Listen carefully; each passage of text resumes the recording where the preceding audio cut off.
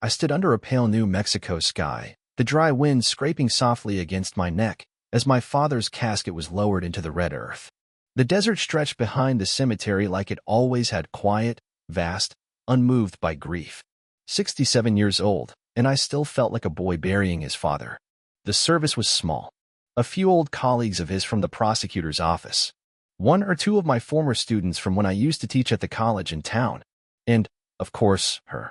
Joanna stood just a few feet to my right, in her navy blue shawl and dark glasses. She didn't cry.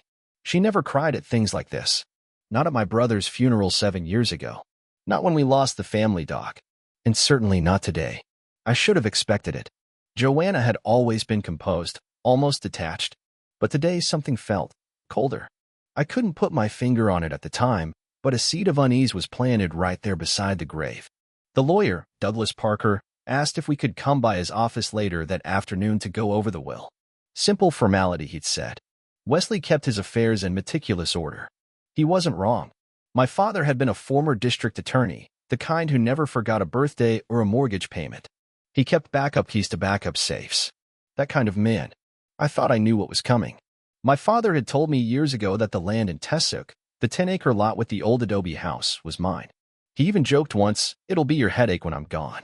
He'd never mentioned Joanna. So when Douglas unfolded the pages and began reading, I felt the first tremor. To my beloved son, Michael, I leave the primary residence on Canyon Road and all remaining savings accounts under my name. Pause. And to Joanna Rogers, wife of Michael, I leave the Tessook property, including land rights, physical structure, and remaining equity shares in Santa Fe Holdings LLC. I didn't move. Didn't even blink. My fingers stayed laced on my lap like they were bolted there. I heard Joanna shift beside me in the leather chair. Douglas looked up. Is that unexpected? Joanna was the first to speak. It must be a mistake. She said it too quickly, almost rehearsed. I turned my head, just enough to study her face. She didn't look surprised. She looked contained, like she'd been bracing for this moment all day. It's not a mistake, Douglas replied. Your husband's father made the change 6 months ago. I have the signed documents and witnesses. 6 months ago. That's after his third stroke. That's when Joanna started visiting him alone, bringing him dinners, reading to him. I remember thinking how kind it was of her. I was grading papers or recovering from surgery at the time. I didn't ask too many questions. That night, we rode home in silence. She didn't bring it up, and neither did I. The house was too quiet. The air too thin. I stared at the fireplace in our living room, the same place where Joanna used to read novels with a cup of tea before bed. That night, she poured herself a glass of wine and disappeared into the bedroom without a word. I stayed up late, turning it over in my head. I didn't care about the land. I really didn't. It was what it meant. My father had barely tolerated Joanna. They never connected. He once told me she's polished, Mike. But I don't see the warmth in her. And now he'd handed her one of the most valuable pieces of our family legacy. Just before midnight, I remembered something. A heavy envelope tucked in the bottom drawer of Dad's roll-top desk, the one piece of furniture he asked to be brought to the nursing home when he got too weak to live alone. It was still there. Yellowed. Sealed in wax. No label. But inside, a cassette tape and a tiny key taped to a note. The note said one thing in my father's distinct, sharp handwriting. Play this when you're ready to stop lying to yourself. My hands trembled as I slid the cassette into the old tape deck in the garage. Static. Then his voice, dry, slower than I remembered it, but unmistakably his. If you're hearing this, it means I'm gone. And Michael, I'm sorry. I never told you the truth about your brother. Or your wife. I pressed pause. And for a long time, I just sat there in the dark, my father's voice frozen mid-confession, knowing with absolute certainty. I didn't know my family at all. I didn't sleep that night. I sat in the garage, lights off, my father's cassette player still in my lap. The desert night crept in through the thin door cracks, but I didn't feel cold. I felt numb, like someone had slowly drained the warmth out of my body while I wasn't looking. I stared at that pause tape deck like it might start talking again without me. But it didn't. Not until I pressed play. His voice came back, steady but tired. You always thought I didn't approve of Joanna because of how different she was from your mother. That wasn't it. It was Andrew.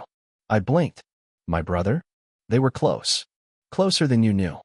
I thought it ended when she married you. I let myself believe that. Maybe because I didn't want to see it. But after Andrew died, Things surfaced. The tape clicked softly. A pause in the recording. I found letters. One of them was from her. Dated months after your wedding. Michael, she never stopped writing to him. He coughed. The kind of deep, wet cough that sounds like it's coming from the bottom of someone's lungs. I'd heard that cough at the hospital. It was how I knew we were running out of time. I confronted her. She denied it, of course. Said they were just friends before. That Andrew had helped her through some hard years. But I didn't believe her.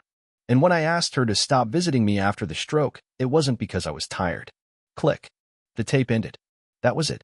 No instructions. No names. Just an accusation delivered from beyond the grave. I sat there for a long time, staring at the plastic rectangle in my hands like it might explain itself. When the sun started to bleed through the garage window, I stood up, knees stiff, heart heavy. I went back inside and brewed the strongest coffee I could manage. Joanna was already dressed, sitting at the kitchen table, reading the paper like nothing had changed. "Did you sleep?" she asked, without looking up. "No," I said flatly. She glanced at me for a second, then went back to her coffee. I wanted to confront her. I wanted to slam the cassette down in front of her and scream, "Explain this. Explain him. Explain all of it." But I didn't. I couldn't. Not yet. Not without more. I needed proof. I needed to be sure. So I went to the old boxes. When Andrew died in that car crash, it broke something in our family. He was the bright one, the doctor, the golden child. Dad never said it, but everyone knew Andrew was his favorite. I was always the quiet one. The one who taught at the local college instead of joining Doctors Without Borders. The one who stayed in Santa Fe when Andrew went off to chase adventure and acclaim. When Andrew died, my father gave me all his things. "You were his brother," he said. "You figure out what to do with it." So I stored it, sealed the boxes, and never opened them again. Until now. I found the boxes in the attic. Dusty, taped shut, but otherwise untouched. I sliced the tape with a pocket knife and opened the top flap. At first, it was just what I expected. Old medical books, framed certificates, a few souvenirs from travel, stone beads from Peru, a carved elephant from India. Andrew had loved collecting little pieces of wherever he'd been. But then, at the bottom of the second box, I found something that didn't belong. A leather-bound journal. Brown, soft, worn at the corners. His handwriting on the front flap. For when I'm gone. I froze. Hey? It wasn't addressed to me. Not even to Dad. It was for someone else. I opened it. It wasn't a diary. It was a collection of letters. Long, personal, emotional. Each one dated, spread over 5 years. The name at the top of the first page. Joanna. My breath caught. The first letter was dated a month before my wedding. "You said I should stay away. That it wasn't fair. That you needed a safe life. But you're the only thing that ever made me feel real." I flipped to another. "I hate watching you with him. I try not to. But you still wear the necklace I gave you. And when you smile at him, I can see it's not the same. You're performing." Another letter. This one 2 years after the wedding. "He doesn't see you. Not the way I did. Not the way I still do." I closed the journal, my hand trembling. This wasn't teenage longing. These weren't just old flames. This was a second life. One that lived in the shadow of mine. And I'd been blind to it the entire time. It's strange how a place can suddenly feel foreign, even after years of familiarity. That's how it felt stepping into Joanna's gallery that morning. The bell above the door gave its usual polite chime, and the scent of aged wood, paint, and citrus cleaner hit me like always. But something was different now. Or maybe I was. Maybe knowing what I now knew turned every quiet surface into something suspicious. She didn't notice me at first. Joanna stood near the back, talking to a man in a tweed jacket. He was younger than us, maybe early 50s, thin hair combed back with too much effort. The kind of man who gestured a little too much when he talked, like he needed to take up more space than he had a right to. They were standing close. Not indecently, but close. He laughed at something she said. She smiled. It was the smile that hit me. The soft, downward glance, the way her hand rested lightly on the table between them. It was familiar. Too familiar. She'd smiled at Andrew that way. I'd seen it in the photos now. Photos I hadn't remembered even owning until I pulled them from the envelope tucked in the back of his journal. When she noticed me, she straightened just slightly, as if her spine needed reminding that we were still married. "Michael," she said, too warmly. "This is Everett.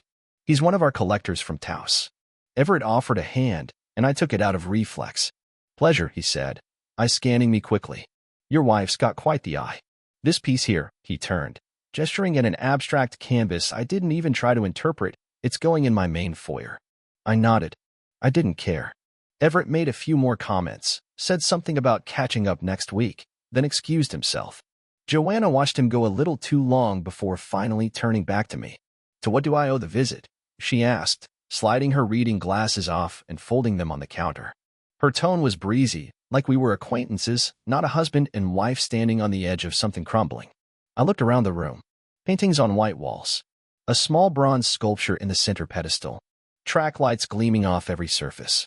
Joanna had curated this place like she curated our marriage, tasteful, composed, impenetrable. I wanted to ask you something, I said. About my father. And Andrew. She blinked. A little flicker of something, just behind the eyes. She tilted her head slightly, practiced concern lining her mouth. What about them? You were visiting Dad a lot at the end. After the stroke. She nodded slowly. He was lonely. I thought it was the right thing to do. You went to the lawyer with him. She didn't deny it. Didn't even act surprised. He asked me to. Said he didn't want to go alone. I studied her face. Joanna had always been good at hiding emotions, opinions, sometimes entire months of distance behind carefully chosen smiles. But now I looked for the cracks. Why would he leave you the Tessic property? I asked plainly. She looked down, brushing a non-existent speck off the counter. I was surprised too, Michael. Honestly, I didn't expect it. Were you? The question hung there.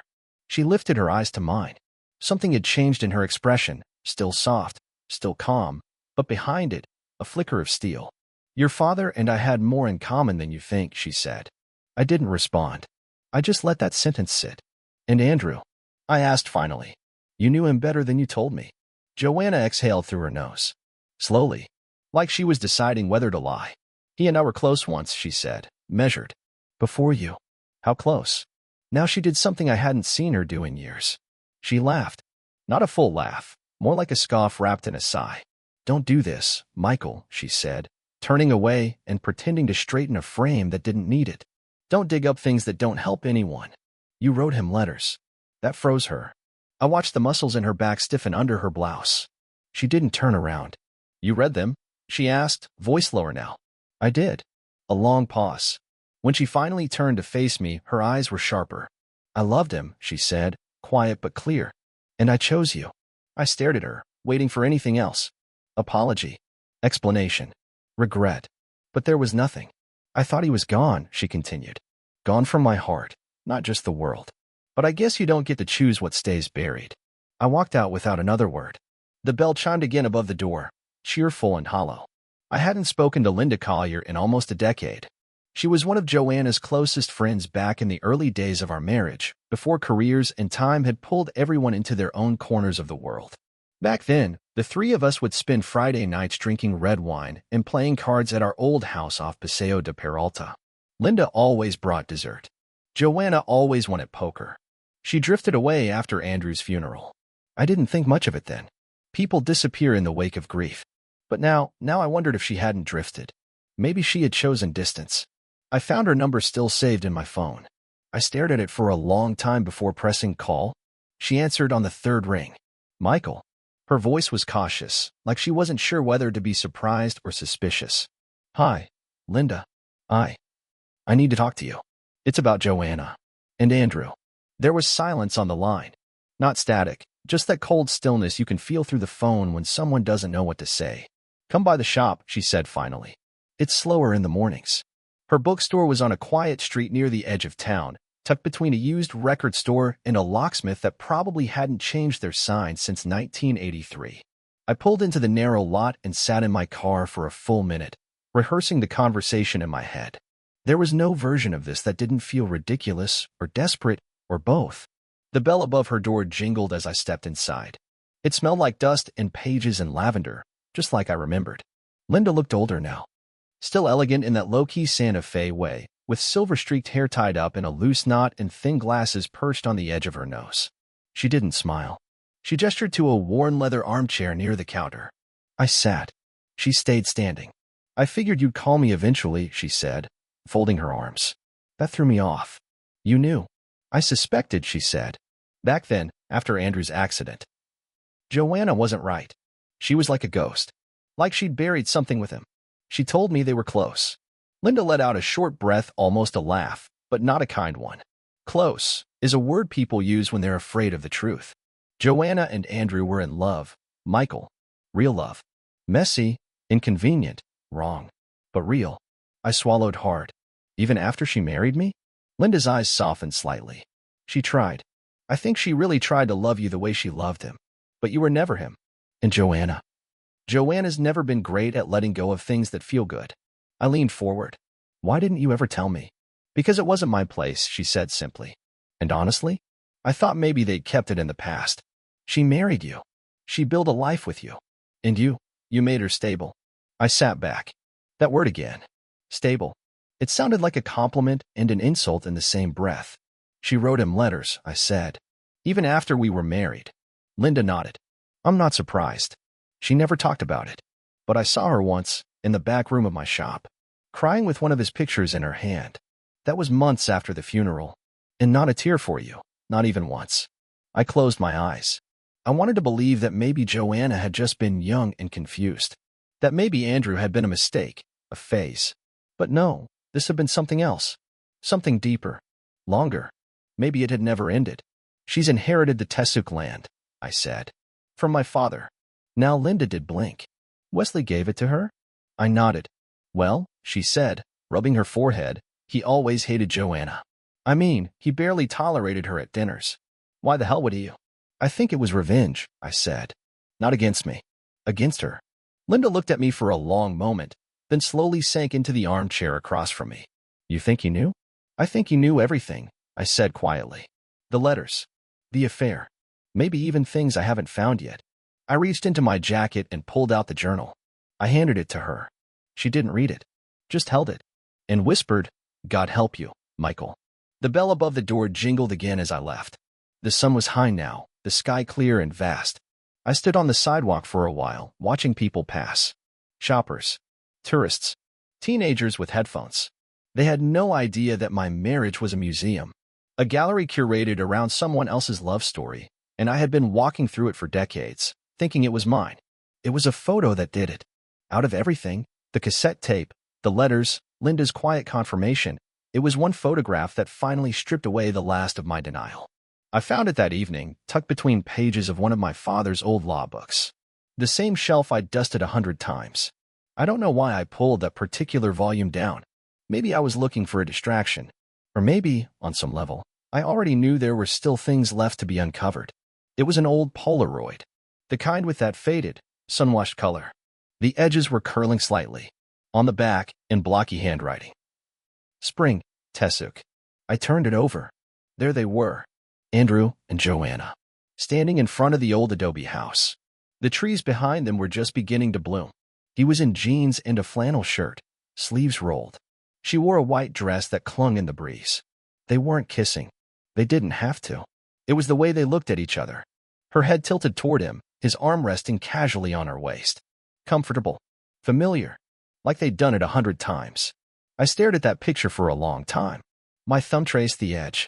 It wasn't the first time I'd seen them together in a photo, family gatherings, holidays, but this wasn't family.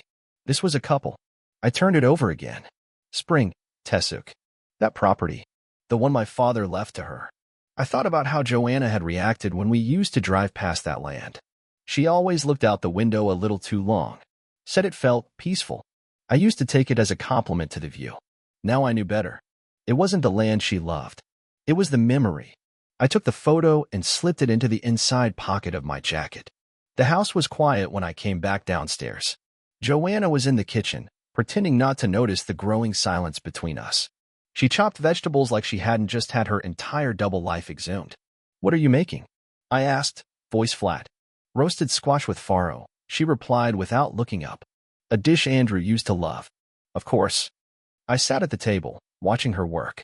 Her hands were steady. Too steady. Like a surgeon. Like she'd done this 1,000 times. Built this illusion with the precision of habit. I found a photo, I said. She didn't stop chopping. You and Andrew. Tesuk. Spring.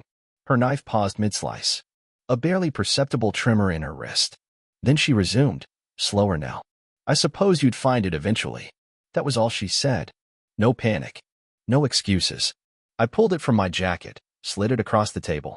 She didn't pick it up, just stared at it for a few seconds, then returned to her work. You loved him, I said. It wasn't a question anymore. She turned then, finally facing me. Yes. Simple. That single word knocked something loose in my chest. For how long? I asked. She took a breath. Since before you and I were even a possibility. And after we were married? She nodded. Not in the way you think. Not physically. Not actively. But in here, she touched her chest lightly. It never really stopped. I felt sick. I was your second choice. No, she said, stepping toward me. You were my choice. He was the part of me that didn't belong in the real world. He was fire. You were a foundation. A foundation you built on a lie. Her voice was quiet now. I wanted it to go away. I really did. But when he died, when I lost him, I kept holding on in ways I couldn't explain. To my father? She hesitated. I went to see him after Andrew died, she said. To apologize. To tell him I understood why he hated me. But he wasn't angry. He was tired. Sad. I think part of him saw how much I was hurting, and he pitied me. So he gave you the land out of pity? I don't know, she said. Maybe. Or maybe it was guilt. Maybe he thought it was the one place I was honest. Because I was never pretending when I was there. I stood. And all this time, you just carried it like nothing happened. No, she whispered. I carried it like a widow. Quiet. Alone. I didn't say another word. I went upstairs, shut the door behind me, and locked it, not out of fear, but to make it clear, tonight, we weren't husband and wife. We were ghosts. And in the morning, I would start preparing for an exorcism. I barely slept that night. Not from anger, though there was plenty of that, but from the weight of knowing there were still pieces missing. A puzzle with edges shaped like betrayal, grief, and something else I couldn't quite name yet. At 3:12 a.m., I gave up trying to rest and walked downstairs. The house creaked in the way only old houses do when everything inside is too quiet. I passed the cold kitchen, the darkened living room, and ended up in my father's study, still untouched since we brought his things over after the funeral. Books lined the walls. Some were decades old, smelling like dust and logic. Others were case studies, law journals, records from his time as DA in Santa Fe County. I wasn't sure what I was looking for. Closure? A smoking gun? What I found was a small brass key taped to the underside of the drawer in his desk. Just like the one that had come with the cassette. This one was different. Thinner. With a faint S stamped into the shaft. I held it in my palm, felt the cold bite of the metal.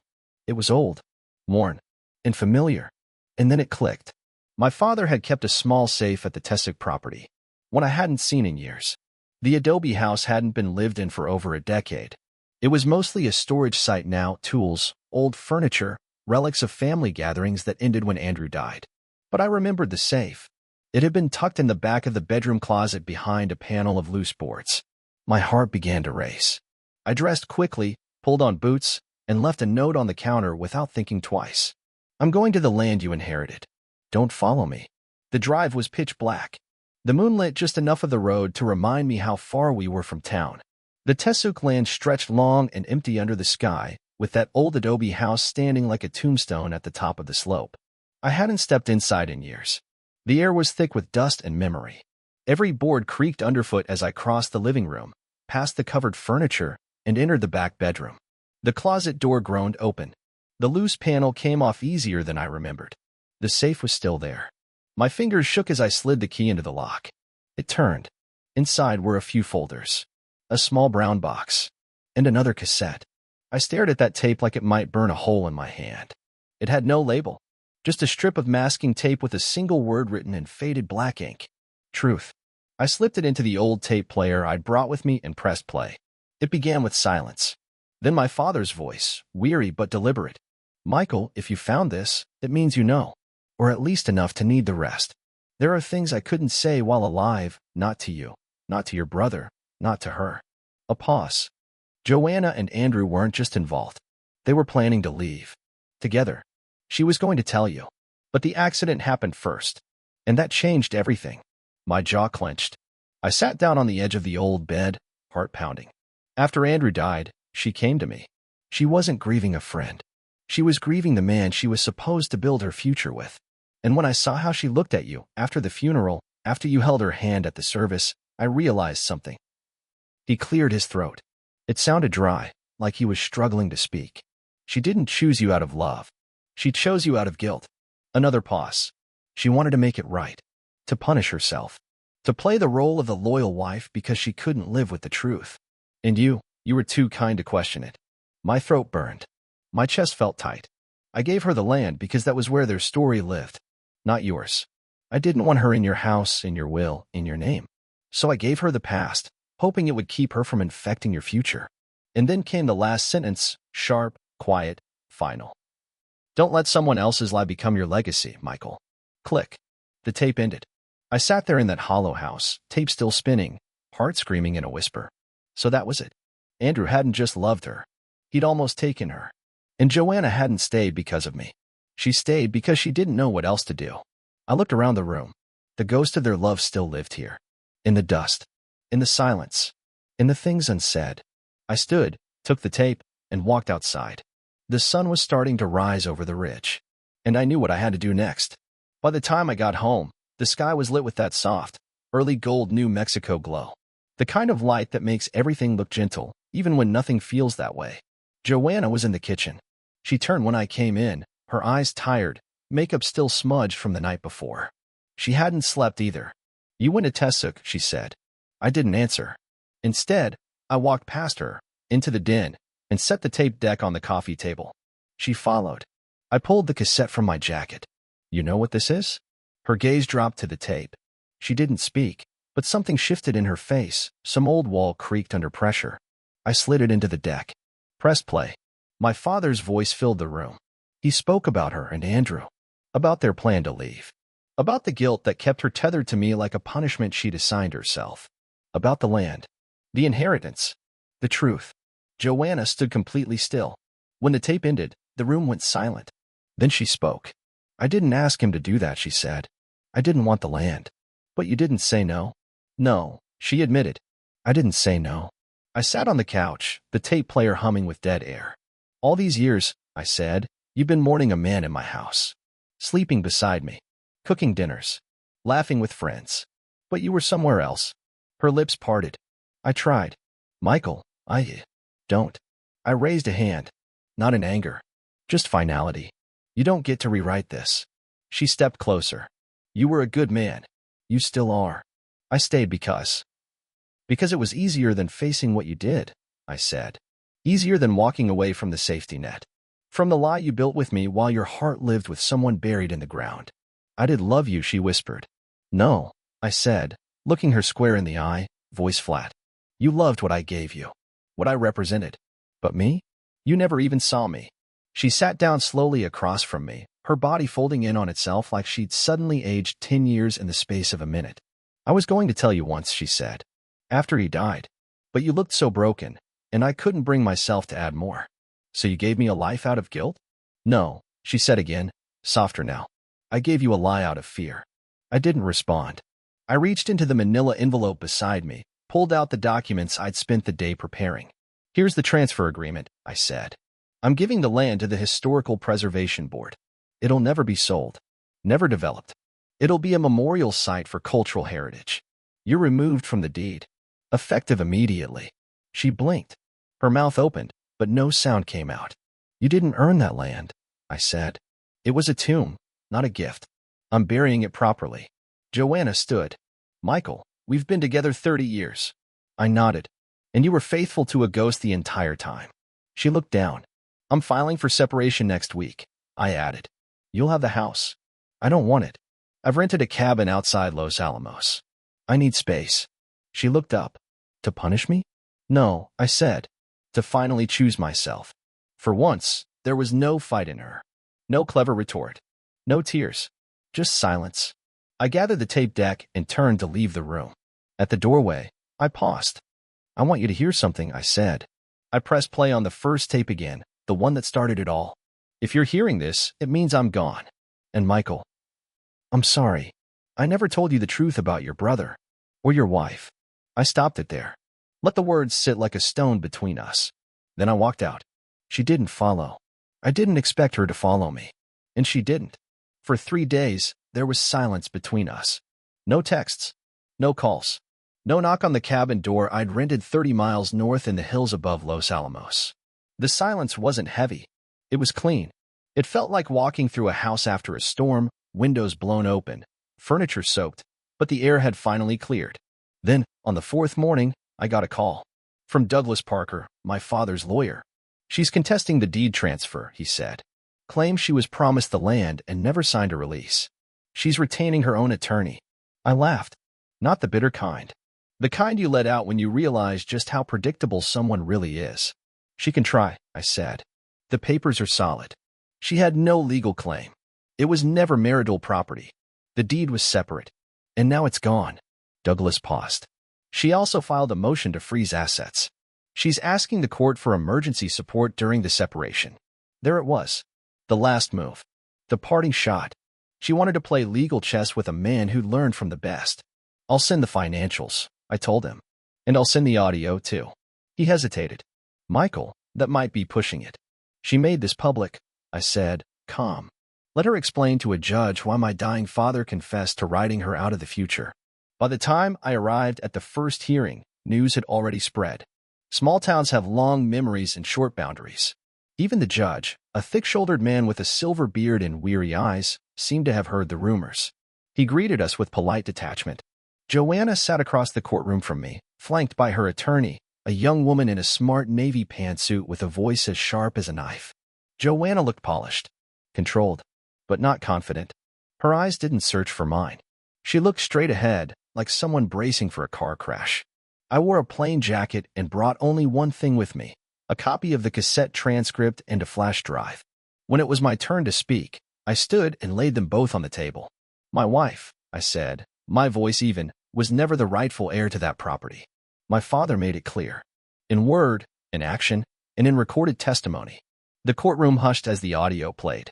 Only 2 minutes of it, the part where my father explained why he left the land to her. Why he changed his mind. I didn't watch the judge. I didn't need to. I watched her. Joanna's lips tightened, but she didn't object.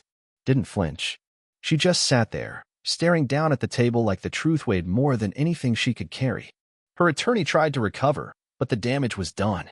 The motion to freeze assets was denied. The claim on the land dismissed. And as we walked out of the courthouse into the dry wind, she finally came up behind me. Why did you play it? She asked. I turned to her slowly. Because you weren't going to tell the truth. So I let someone else do it. She looked away, jaw clenched. You humiliated me. No, I said. You did that yourself. Years ago. When you chose to live 2 lives and let me carry the weight of both.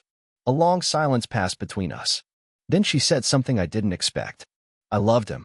But he wouldn't have stayed. I stared at her. What? She swallowed. Andrew. He was passion. Chaos. He wasn't built for real life. He would have broken it all in the end. But you would have held the pieces together.